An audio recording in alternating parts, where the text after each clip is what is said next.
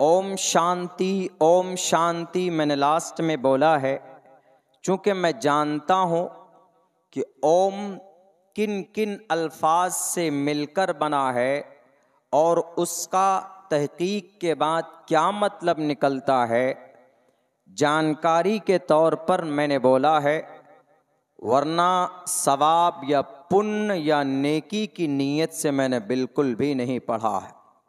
ओम असल में संस्कृत वर्ड है, ये शॉर्ट और छोटा नाम है। असल में है आकार मकार सकार, यानी विष्णु ब्रह्मा और शिव। हिंदू भाइयों के यहाँ उनके अकीदे के मुताबिक ये तीन बड़े परमात्मा हैं उनके, और इन तीनों परमात्माओं का शॉर्ट नेम है ओम। हिंदू भाइयों के यहाँ उनके अकीदे के हिसाब से पैदा करने वाला खुदा अलग होता है, पालने वाला खुदा अलग होता है, मारने वाला खुदा अलग होता है। इस्लाम में इसकी गुंजाइश बिल्कुल नहीं है। इन तीनों अकीदे और कॉन्सेप्ट और आस्था का नाम विष्णु ब्रह्मा शिव है। जब आप विष्णु ब्रह्मा शिव को कुरेद कर देखेंगे, तहकीक करेंगे, एनालाइज करेंगे, उस पर रिसर्च करेंगे, अरबी में ट्रांसलेट करेंगे तो बहुत अच्छा मतलब निकल सकता है। ब्रह्मा पैदा करने वाली ज़ात। अब इसी पैदा करने वाली ज़ात को अरबी में लेकर जाएंगे तो मतलब निकलेगा अल खालिक। विष्णु पालने वाली ज़ात, इसी विष्णु को अरबी में लेकर जाएं, पैदा परवरिश करने वाली ज़ात और हस्ती, इसको अरबी में ट्रांसलेट करेंगे तो इसका मतलब निकलेगा रब्बुल आलमीन। शिव मारने वाली ज़ात, गुस्से वाली ज़ात, इसी का तर्जमा अगर आप अरबी में लेकर जाएंगे तो इसका मतलब और अर्थ होगा अल जब्बार अल क़हार अल मुतकब्बिर। तो इसलिए विष्णु ब्रह्मा से मुराद मेरा विष्णु ब्रह्मा देव परमात्मा नहीं है। मेरी नीयत है ब्रह्मा से मुराद अल खालिक, विष्णु से मुराद रब्बुल आलमीन और शिव से मुराद है अल क़हार अल जब्बार। शांति का मतलब शांति, अमन, सुकून और चैन। मैंने ये मतलब मुराद लिया है जो तहकीक के बाद निकलता है। आप कहेंगे कि मौलाना अगर मतलब अच्छा है तो हिंदू भाई पढ़ते हैं विष्णु ब्रह्मा शिव, तो इसमें क्या बुराई है? माना और मतलब तो अच्छा है, हम भी बोल सकते हैं। जब मतलब अच्छा है, मीनिंग बेहतर है, तो हम भी बोल सकते हैं। तो हम नहीं बोल सकते, आप नहीं बोल सकते। एक आम इंसान को, एक आम मोमिन को not allowed to reside anywhere. आपको इसके ऊपर बात करना या पढ़ना या गुनगान गाना आपको परमिशन नहीं है। क्यों? इसलिए अल्लाह के नबी की एक हदीस है, मन तशब्बह बिकौमिन फहुव मिन्हुम। अगर आप पढ़ेंगे विष्णु ब्रह्मा शिव ओम भगवते वासुदेवाय विश्वेश्वरा आदि पुरुष अपरंपार अल्लेक पुरुषा नमः, अगर आप पढ़ेंगे, हालांकि आप मुसलमान हैं, आप पढ़ेंगे तो देखने वाला क्या कहेगा? अरे ये हिंदू है, ये शिव का भक्त है या विष्णु का भक्त है या हनुमान का भक्त है या राम का भक्त है। देखने वाला ये समझ लेगा कि ये कुछ हिंदू है, सनातन धर्मी है, तो देखने वाला यही शक करेगा। तो इसीलिए अल्लाह के नबी ने फरमाया कि मन तशब्बह बिकौमिन, कोई ऐसी कौम की मशाबहत इख्तियार करता है, किसी कौम की मशाबहत इख्तियार करता है, तो ये विष्णु ब्रह्मा शिव ओम और हनुमान चालीसा ये सब कौन पढ़ते? सनातन धर्मी पढ़ते हैं। आप पढ़ेंगे तो गोया आपका हुक्म उनमें से हो जाएगा। इसलिए not allowed according to the Islamic शरिया ओम शांति आप नहीं बोल सकते, नहीं पढ़ सकते। मैंने सिर्फ नॉलेज के लिए मैंने अपने मंत्र के अंदर इसको, खुतबे के अंदर इसको शामिल किया है। ये थोड़ी सी गलत फहमी होती है, उसके लिए मैंने ये क्लियर किया, इसको ओपन किया।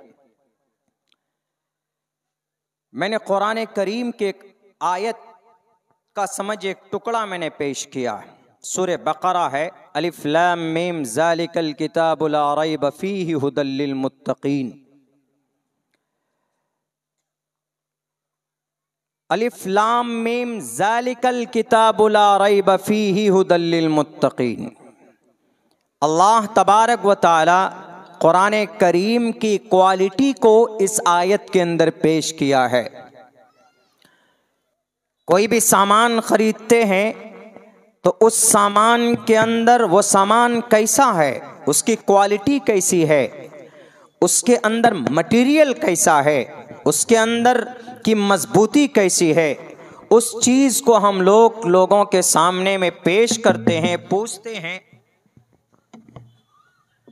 क्या गड़बड़ी हो गई? ये भी वैसा ही। तो अल्लाह तबारक व तआला ने अपने पाक कलाम कुरान करीम की क्वालिटी बयान की है। अलिफ लाम मीम ज़ालिकल किताबु ला रैब फीह। ये ऐसी किताब है, इसमें ज़र्रा बराबर शक की गुंजाइश नहीं है। यानी आप इस कुरान में, इस किताब में किसी भी तरह की कोई शक या किसी भी तरह की कोई आपत्ति आपको इस कुरान में नहीं मिल सकता। ये कुरान क्या है? ये कुरान आया कहाँ से है? ये कुरान क्या दुनिया की और किताबों की तरह है? बहुत से लोग आज कुरान पर एलिगेशंस लगाते हैं, एतराज करते हैं हमारे कुरान पर जो हमारे पास है। चूंकि ये जलसा एक मदरसे के बैनर तले हो रहा है और ये मदरसा, इसमें बच्चों को कुरान की तालीम दी जाती है। इस मदरसे में बच्चे कुरान करीम की तालीम हासिल करते हैं, कुरान सीखते सिखाते हैं, पढ़ते पढ़ाते हैं। उसी कुरान के ताल्लुक़ से मुनासिब समझता हूँ कि कुछ बात की जाए। ये कुरान अल्लाह का कलाम है, इसमें कोई शक नहीं है। दुनिया में और भी किताबें हैं, दावा करने वाले करते हैं कि हमारे पास जो किताब है वो भी ईशवाणी है, ईश्वरीय ग्रंथ है। हर दावा करने वाला अपने मजहबी शास्त्रों के बारे में दावा करता है। हिंदुस्तान के अंदर हमारे सनातन धर्मी भाई दावा करते हैं कि उनके पास जो वेद है, ऋग्वेद है, यजुर्वेद है, सामवेद है, अथर्ववेद है, 4 वेद, there are 4 Vedas are found in entire India. इन बर्र सगीर के अंदर कसरत के साथ 4 वेद शास्त्र हिंदू भाइयों की बड़ी किताब मानी जाती। उनका अकीदा है, उनका कहना है कि ये ईश्वरीय ग्रंथ है। लेकिन हम अगर उनसे दलील पूछते हैं कि अच्छा ठीक है, ईश्वरीय ग्रंथ है, ऋग्वेद आया कहाँ से और ऋग्वेद आया किस पर और ऋग्वेद आया कैसे, ऋग्वेद कब आया, वेदात के आने के वसाइल क्या थे, किस मकसद के लिए आए, कुछ नहीं बता सकता। आप यही सवाल कुरान से कीजिए कि कुरान तुम कैसे हो, तुम्हारी क्वालिटी कैसी है। तो कुरान क्या कहता है? ज़ालिकल किताबु ला रैब फीह। ये एक ऐसी किताब है जिसमें जर्रा बराबर कोई शक नहीं कर सकता। ला रैबा, there is no any kind of doubt in this Quran। इस कुरान में जर्रा बराबर शक नहीं कर सकता कोई। ये ऐसा कुरान और ये हिदायत के लिए अच्छा कुरान। तुम आए कहाँ से हो, आने कहाँ से, तुम्हारा असल आने की जगह कहाँ से है? Where did you come from? Please tell me. We want to know। हम जानना चाहते हैं कि तुम आए कहाँ से हो। कुरान कहता है घबराओ मत, व इन्नहु लतंजीलु रब्बिल आलमीन, ये रब्बे जुल जलाल के पास से नाजिल किया गया। अच्छा, कुरान तुम आए कैसे दुनिया में, किस तरह आए? हवाई जहाज में आए कि ट्रेन में आए कि बुलेट ट्रेन में आए कि वंदे भारत में आए कि बस में आए कि कार में आए, किस में आए? ये सिर्फ समझाने के लिए है कि आदमी सफ़र करता है तो असफार के ये ज़राए, आए तुम कैसे दुनिया में? तो कुरान कहता, आपका सवाल ख़त्म होगा, कुरान जवाब देता है, नज़ल बिहिर रूहुल अमीन, हज़रत जिब्राइल अमीन के ज़रिए से मैं दुनिया में आया। ए कुरान, तुम आए कहाँ पर? What's your place of birth? तुम्हारे आने की जगह क्या है? कहाँ पर तुम आए? किस जगह पर तुम्हारा नुज़ूल हुआ? कहाँ पर तुम आए?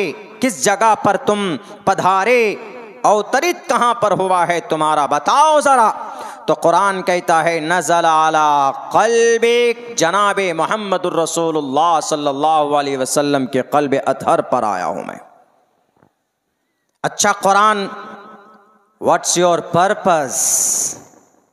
What's your purpose? तुम्हारा मकसद क्या है इस दुनिया में आने का, बताओ ज़रा।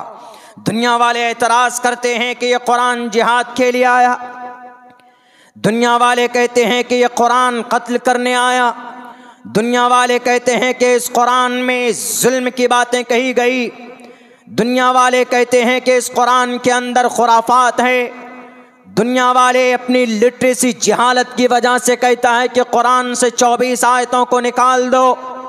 ए कुरान, क्या ऐसा कुछ है? ए कुरान, ज़रा बताओ तुम्हारा आने का मकसद क्या है, किस लिए आए तुम दुनिया के अंदर? तो कुरान सूरह बकरा में कहता है, हुदल लिल मुत्तकीन, मैं डरने वालों के लिए हिदायत हूँ। लेकिन कुछ अनपढ़ लोग, कुछ जाहिल लोग, जानते नहीं समझते नहीं, तो फौरन एतराज़ करता है कि अच्छा, जो अल्लाह से डरता उसी के लिए हिदायत है, लेकिन जो डरता नहीं, जो चोर है, जो डाकू है, जो अधर्मी है, जो डिसबिलीवर है, जो पैगन है, मुशरिक है, काफिर है, नास्तिक है, जो कुरान से अल्लाह से नहीं डरता है, तो क्या यह कुरान उसके लिए हिदायत नहीं है? आगे मैंने आयत पढ़ी थी आपके सामने, कुरान कहता है कि नहीं नहीं, सिर्फ डरने वालों के लिए हिदायत नहीं, बल्कि मैं तो तमाम इंसानों के लिए हिदायत बनाकर भेजा गया हूँ। शहरु रमज़ान अल्लज़ी उन्ज़िल फ़ीहिल क़ुरआन हुदल लिन्नास, मैं तमाम मानव जाति, तमाम मानव के लिए मैं हिदायत बनाकर भेजा गया। ये कुरान का तारुफ है, ये कुरान का इंट्रोडक्शन है, यह है कुरान। अच्छा, ये कुरान कब और कैसे नाजिल हुआ? जो सिर्फ ये कुरान करीम की खासियत है, बाकी दुनिया की और भी जितनी किताब, बहुत सारी किताबें हैं, यहूदी लोग, क्रिश्चियन लोग, यहूदी हजरत मूसा के मानने वाले, क्रिश्चियन हजरत ईसा को मानने वाले, तफसील से नहीं इशारतन बताता चलूंगा, उनके पास भी किताबें हैं, उनके पास भी ग्रंथ है, उनके पास भी ईश्वरीय अल्लाह के तरफ से नाजिल की गई किताब है, लेकिन वो किताब सही शक्ल में नहीं, बदल दी गई। शॉर्टकट में यहूदी और क्रिश्चियन दोनों की किताब को मिलाकर आज बाइबल बोलते हैं। बाइबल में 4 किताबें दस्तयाब हैं। बाइबल में मता है, मरकस है, लूका है, यूहन्ना, बरनयास। उन किताबों के अंदर तब्दीली होगी, बदल दी गई। उन किताबों की हिफाजत नहीं हो सकी, उनके पढ़ने वालों ने उनकी किताबों के अंदर कमी और ज़्यादती किए, उनके अंदर अपने अपने मन के मसाइल पैदा कर दिए। जो मसाइल अल्लाह के तरफ से थे उनको निकाल दिया और अपनी ख्वाहिश के मुताबिक मसाइल उसके अंदर ऐड कर दिया गया। टैक्स के अंदर कमी बेशी कर दी गई। ऋग्वेद है, यजुर्वेद है, सामवेद है, अथर्ववेद है, उनके बाद आइए हिंदू भाइयों की किताब पुराण है, भविष्य पुराण, कल के पुराण, मत्स्य पुराण, भागवत पुराण, शिव पुराण, गुरु पुराण है। कहाँ से आया? ईश्वरीय ग्रंथ है। किसके ऊपर आया? कुछ पता नहीं, बस वेद व्यास जी ने इसको जमा किया है। वेद व्यास जी ने, और शास्त्रों के अंदर तब्दीली है। हमारा कुरान वो है जो बदला भी नहीं है।